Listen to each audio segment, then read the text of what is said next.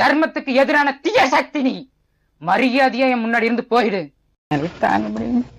உயிரோட இருக்கிறத விட சேர்த்து போற மாதிரி இருக்கு மேடம் இந்த பொம்பளை செஞ்ச காரியம் மேடம். என்ன 18 பட்டி வந்தாச்சாப்பா? பேர் என்னம்மா? சத்யா. எவ்வளவு நாள் ஆச்சு கல்யாணம் ஆகி? கல்யாணம் 5 வருஷம் ஆகுதுங்க. 5 வருஷத்துல 1 வருஷம் கூட முழுசா அங்க இருந்தது இல்லைங்க. உங்ககிட்ட பேசுற தயாரா இல்ல. ஏன்? அவர் மிஞ்சி போனா ரேஷன் அரிசி போட்டு போட்டு என்னை ஒரு வழி ஆக்குற. என்ன வேணும்? நல்லா சோறு போடியா? வீட்டு செலவு காசு கொடுன்னா 200 ரூபாய்க்கு மேல கொடுக்கறதே இல்லைங்க. மிஞ்சி கேட்டா கோவப்படுற அப்படிங்க, அடிக்க வர அப்படிங்க. எங்க வீட்டுக்குள்ள வந்து எங்களே அதிகாரம் பண்ற. உங்க வீடுனா நீங்களே இருங்க, நான் என் அம்மா வீட்டுக்கு போறேன். பாசமாவே இருக்க மாட்டாரா? பாசமா அல்லாத பொம்பளைங்க கூட சிரிச்சு நல்லா பேசும் அப்படிங்க. என்னை கண்டா பேசவே மாட்டா அப்படிங்க. உனக்கெல்லாம் வெக்கமே இல்லையாடா? சோறு தானே திங்கிற. நீ கம்முன்னு வீட்டு விட்டு வெளியே போயிரு. அம்மா உனக்கு எப்படியாப்பட்ட மருமக வேணும் சொல்லு, நான் எடுத்துட்டு வந்து கட்டிட்டு வரேன் அப்படின்னு சொல்ற அப்படிங்க. அப்படியே இமிடியேட்டா ஒரு டைவர்ஸ் லெட்டர் கொடுத்தீங்கன்னா அப்படியே கொண்டு கோர்ட்ல கொடுத்து ஜோலியை முடிச்சு போயிட்டே இருப்பேமா. ஒரு நாள் வேலையில நான் வீட்டுக்கு வந்தேங்க. வீட்டுக்கு வரும்போது எங்க அக்கா அடிச்சிட்டு இருந்தாங்க. எதுக்கு ஐயா அப்படி அடிக்கிறாங்கன்னு அவங்க அம்மாவை தான் நான் கேட்டேங்க. நீ யார கேட்கறக்கு அப்படின்னு வார்த்தை கேட்கறாங்க. என்ன கோபத்துல இருந்தான அளவு பான் கூட அப்படியே காரிய மூஞ்சி துப்பிட்டா. சந்தோஷமாவே இல்ல. சந்தோஷமாவே இல்லைங்க. பேசியில இருந்து அங்க 2 மாசம் வீட்டுல இருப்பாங்க. அப்புறம் சண்டை போட்டு அங்க வீட்டுக்கு வந்துருவாங்க. என்ன அடிச்சிட்டேல, நான் என் தாத்தா வீட்டுக்கு போறேன். இனிமே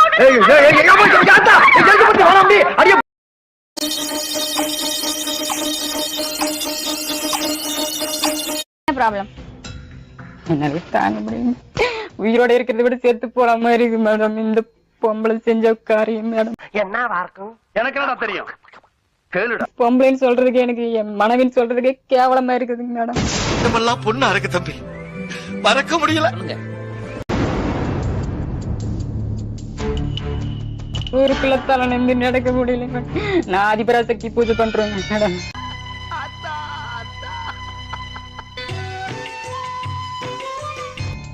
என்னாலயா? ஐயோ அப்பா. அந்த ஒரு மனுஷன் எவ்வளவுதான் கஷ்டப்படுறான். ஆதி சக்தி இந்த கையாறு பூஜை பண்றதுக்கு கூட எனக்கு அருகதையா இருக்குதுங்க மேடம். இவங்க பண்ண அப்படி என்ன பண்ணாங்க அவங்க? அம்மா ஐயோப்பா. நீ ரொம்ப ஓவரா போற. மேடம் எதுவுமே தெரியாத போறேன். இப்ப யார் கூட போனாலும் எங்க தம்பியும் கூட வராங்க வேலைக்கு. என் கண்ணு முன்னாடியே நடந்தது உண்மை மேடம்.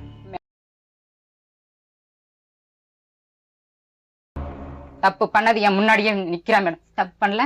தப்பு பண்ண எப்படி நீ என் கண்ணார பார்த்தேன்.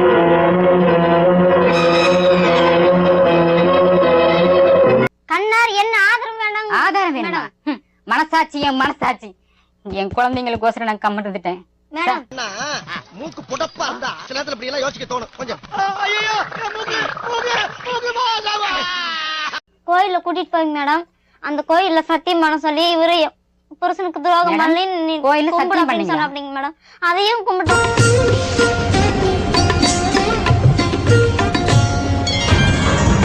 சந்தேகமா இருந்தா?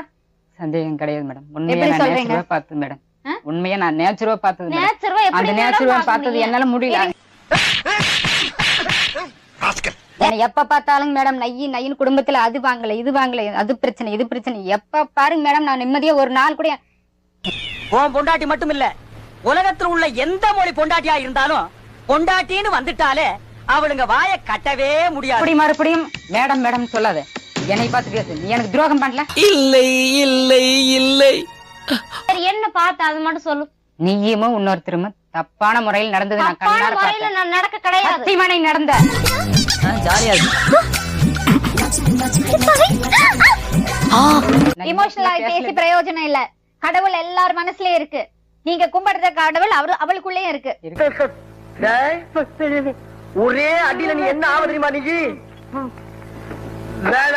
சரிங்களா? நீங்க தேவையில்லாம அவ மேல பழி போட்டீங்கன்னா நீங்க கும்பிடுற தெய்வத்தை அவமதிக்கிற மாதிரி. ஓ அப்படியா விஷயம்? குடும்ப வாழ்க்கையில உங்களுக்கு ஈடுபாடு இல்லையா? அதுதான் பிரச்சனையா? கண்டிப்பா மேடம். இல்ல ஈடுபாடே கிடையாது மேடம். கிடையாது. அப்புறம் ஏன் திருமணம் பண்ணீங்க? How do I tell you? சொல்லி புரியவே. வாங்கிட்டு வரது பூரா இவரே தனியா உட்காந்து மேடம். குழந்தைங்க நாங்கெல்லாம் எங்க போய் நிப்போம் மேடம்.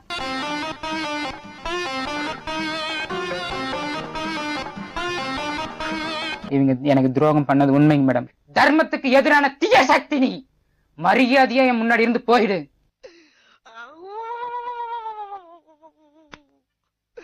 இன்னைக்கு என்னெல்லாம் பண்ண போறாரோ. நான் மனுஷனாவே இருக்க மாட்டேன். தர்மத்துக்கு உங்களுக்கு தர்மம்னா என்னன்னு தெரியாதுங்க மேடம். படுக்கு படுக்குன்னு துடிக்குது. அந்த சத்தத்தை கேட்டு பாரியா. உன் பேரு தான் சொல்லு. தர்மத்துக்கு எதிராக தீய சக்திங்க மேடம். ஐயோ அப்பா. பக்தி பக்தி ஆன்மீகன்னு குடும்பத்தை விட்டுடக் கூடாது மேடம். இந்த வயசுலயே 13 வயசுலயே ஆதிபராசக்தியை நான் நேரடி தரிசனம் பண்ணுவேங்க. அம்மன் தாயி, அம்மன் தாயி. அம்மனே என்கிட்ட நேரடியா வந்து சொன்னாங்க மேடம். என்ன சொன்னாங்க? என்னுடைய பக்தினால உன்னுடைய குடும்பத்துக்கு எந்த ஆபத்தும் வராது. சரி பிரிச்சுக்கங்க. ஆனா இது புதுசா இருக்குண்ணே. புதுசா இருக்கு. ஆனா உனக்கு வரப்போற மனைவி கட்டாயம் நீ 26 வயசு உன்னுடைய ஏஜ் ஆகும்போது உனக்கு பிரிவினை நடந்தே தீரும். உனக்கு சரி, அப்படி ஒரு மனைவி ஏன் கடவுள் உனக்கு கொடுத்தாரு? தேவிக்கு அம்மனுக்கு எல்லாம் நல்லதும் பண்ண தெரியும்ல. விதி பிரகாரம் நீ எல்லாம் பண்ண வரல மேடம். அதெல்லாம் சும்மா. நம்ம வாழ்க்கை நம்ம கையில தான் இருக்கு மேடம். டேய் இவன் வேற என்னை ரொம்ப டார்ச்சர் பண்றான்டா. ஒரு பொண்ணு கண்ணீர் வடிஞ்சு வெளியே போக கூடாது. ஆஹா.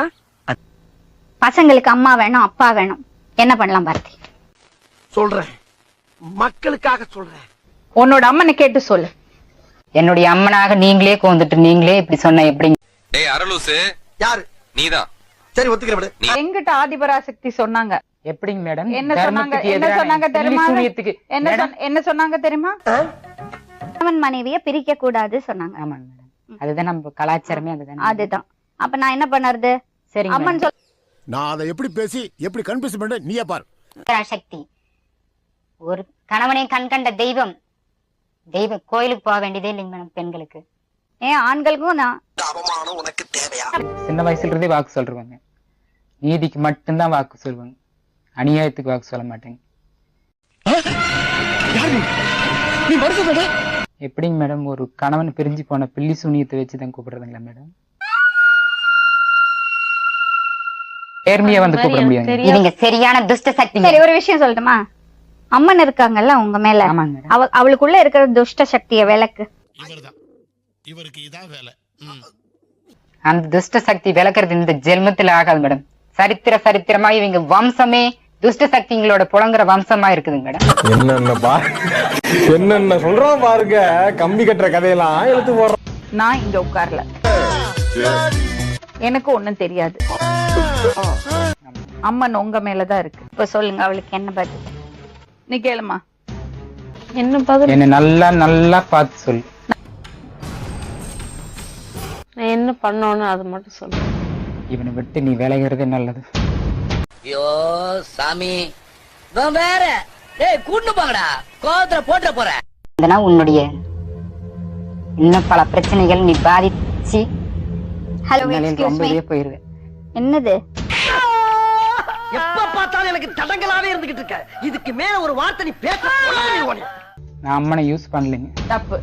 இவனை விட்டு வெளியில போன்னு ஏன் சொன்னீங்க? அப்படின்னு சொல்லணும் மேடம்.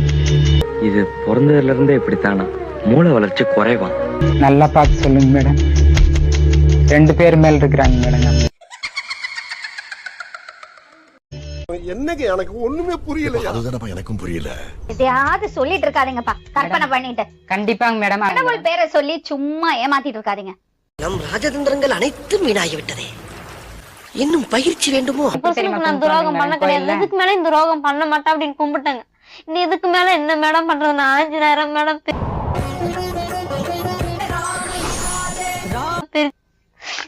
அவளுக்கு ஒண்ணுமே இல்லப்பா, வெறும் வெகிலி. உன்னால அவளை மன்னிக்க முடிஞ்சாதான் நீ பேசுறது பேச்சுக்கெல்லாம் ஏதாவது ஒரு அர்த்தம் இருக்கு. பேய நம்பினாலும் பொண்ணை நம்பாதன்னு சொல்லுவாங்க. மன்னிச்சிருங்க மேடம். தயவு செஞ்சு இவங்களை தூரமா போயிட சொல்லுங்க மேடம். என்ன வாட்டி வதக்க என்ன கைவிட்டுறாதீங்க. இப்படிதான் பயப்படுத்த அப்படிங்க எல்லாத்துக்கும். தயவு செஞ்சு